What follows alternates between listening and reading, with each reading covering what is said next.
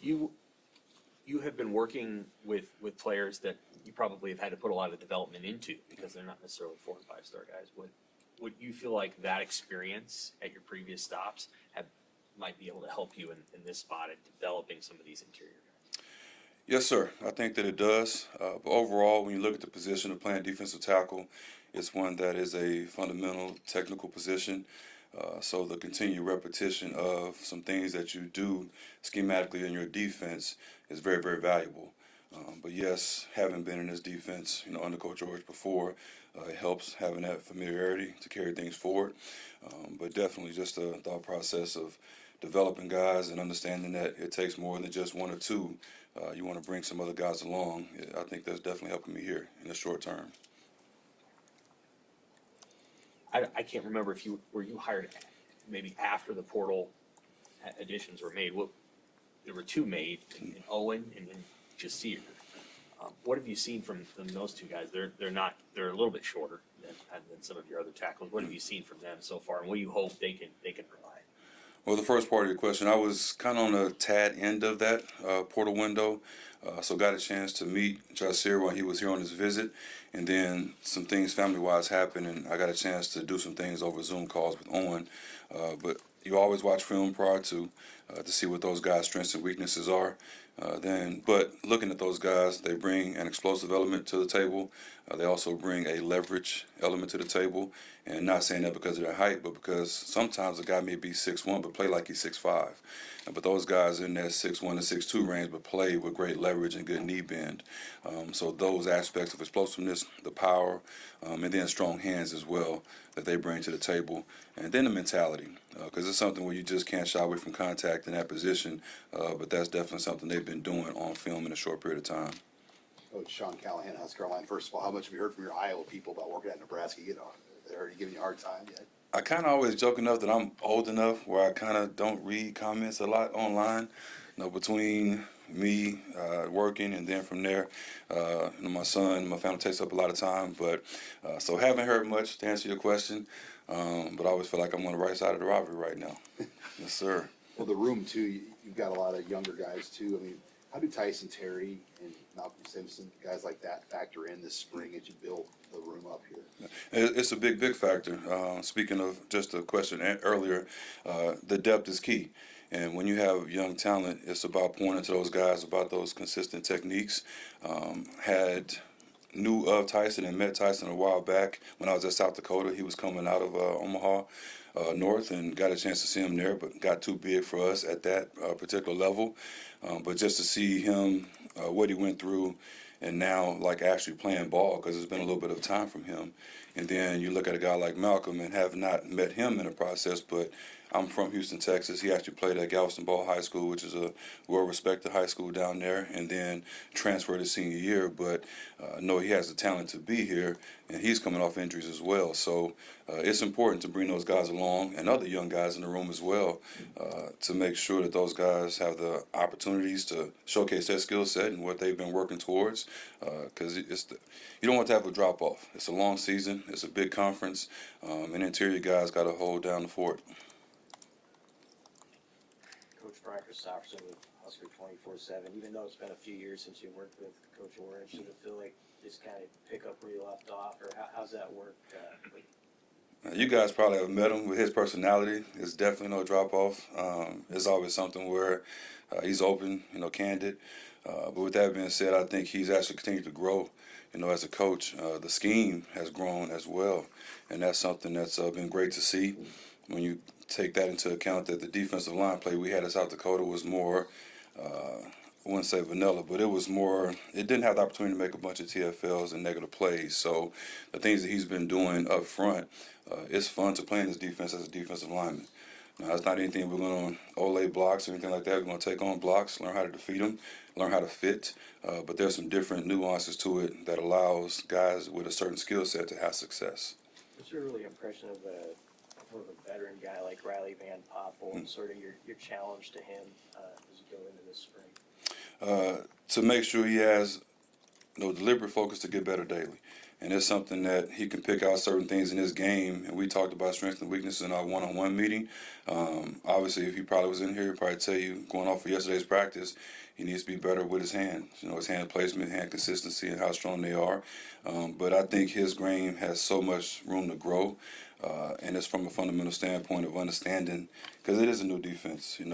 How we're fitting things, where the ball is going to be based on how the blocks we're going to see, and that's my job as a coach to make sure I can shorten the learning curve. Based on backfield sets, this is what you should be expecting. Sometimes D&D wise with this call, this is what you could be expecting. And he's a smart guy. He's been around ball. He understands that. But now adding the technique to his wits, that definitely help his game go leaps and bounds. Maybe just Lincoln Journal start. You touched on it a little bit, but back to Rob. How have you seen him evolve since you first worked with him to what you're seeing now? I would say he's always been confident, and that's definitely hasn't wavered. But his ability to take from other coaches and then take that 2 cents, listen to it, and I think he knows the grand scheme of the system he's running, but also see if that fits right here, right there, because that's how that package continues to grow. And in my short period of time of coming back from some other places and just saying, this is what we've done here and done there, and but it can help in this regard. Him being open and listening to that, but yes, still being thorough. Let's look at the tape. Watch a little bit of it, try to poke some holes in it, and then see if it's something that our guys can do. Because if it's something that our guys can't do and it's not going to help us, then we don't want to waste time with it. So that's been key. The defensive line it struggled at times last year and attracted some criticism. Have any of the players kind of passed on to you, hey, we felt like we were responsible, or you had to kind of work on their confidence at all? I would not say that. I think that the attitude has been great. These guys have shown up with the right intent. Now, the focus of it probably has to get a little bit better, which we know, and that first day of pads always kind of gives you that indicator of some things you need to work on a lot more. But overall, in this room, it's been a great group to work with thus far. I think everybody's in the mindset to compete and get better this spring, and know how we talked about it's built from the inside out. These two positions that we hold ownership over, they're important. Because we got to make sure that we have a focus on stopping the run, and then from there earn the right to rush the passer. How would you describe working for Coach Rule? It's been great from a standpoint of I think he's a challenging head coach. He demands your best. I think that's something that if you're wired the right way as a coach, you want that. That keeps you, on a sharp edge, and for him to go, make sure your things you're doing in India is carrying over the team and things like that. Like as a head coach, that's keeping you on par. So he demands your best, and I think it's been great to work for. Has he put on the backwards hat yet and gone down there and coached the defensive line? Has not. Now, he's definitely chimed in from what I think he knows what he wants to see, and he definitely wants what we're doing in India to carry over. So, and that was one of the things that attracted me, to here, because if you can work for a head coach that coaches your position, that's unique. Some coaches don't like that because they feel like the coach may be hands-on too much, something like that. But I look at it the other way. He's coached it. He knows it. He knows how important it is. Because some head coaches in DCs don't want to stop the run. They may be more, stopping the pass first. But to have that alignment from the head coach to the DC down, and then he can always add his knowledge in there, is really, really big for me. Coach Tollison helping you out too? I'm sorry. Is Coach Tollison helping you out too? Yes, been great. I mean, he's obviously was here, had been around these guys, had poured into them, throughout the whole bowl prep season, like he explained to me, and then just his knowledge of the game, having been successful at the next level where these guys aspire to be. And then couple that, we both spent time at the junior college ranks at different times at the same program under the same head coach. And just knowing how important it is from that level to really, really dive into the fundamentals, because everything is key about development, bringing guys up. But he's been great to be around and coach with. Hey, Coach. Randy Silver, Nebraska Television. Yes, sir. Question on Rob. He's risen pretty quickly through the college ranks to now be in the Big Ten. You've been around college for a while. What intangibles do you see in coaches at the lower levels that you're like, hey, they can move up quickly to get up to the bigger levels of college football? Yeah, I would say it starts with the confidence in yourself, and then knowing what you're doing is valuable, and then from there how to relate it, to players and coaches alike. because it has to be a consistent message. You know, it has to be something that's aligned, and that's like you don't have those indecisions, so to speak. So to know that he had a system, you know, kind of went and visited with different people at the next level to see what those guys were doing as well, and then took bits and pieces. So the confidence is the first part, you know, and then from there, the ability to relate to players has always been key for him, because he also, you know, has been about different levels as well with himself. So you couple that with he won a championship when he was a player.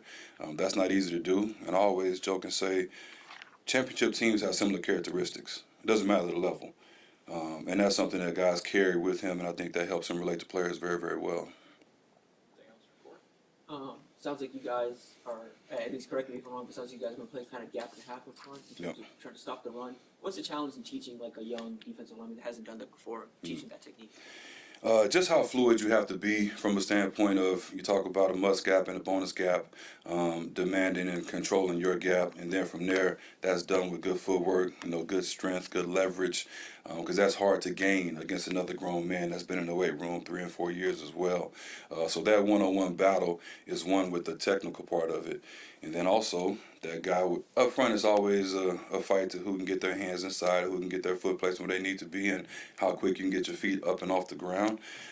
So just those one-on-one matchups day in, day out. And we're practicing against a very, very good offensive line. I've been here a short period of time, but we have some really, really good O-linemen. There's going to be some great battles for us in the spring as a young group. So very, very excited about that.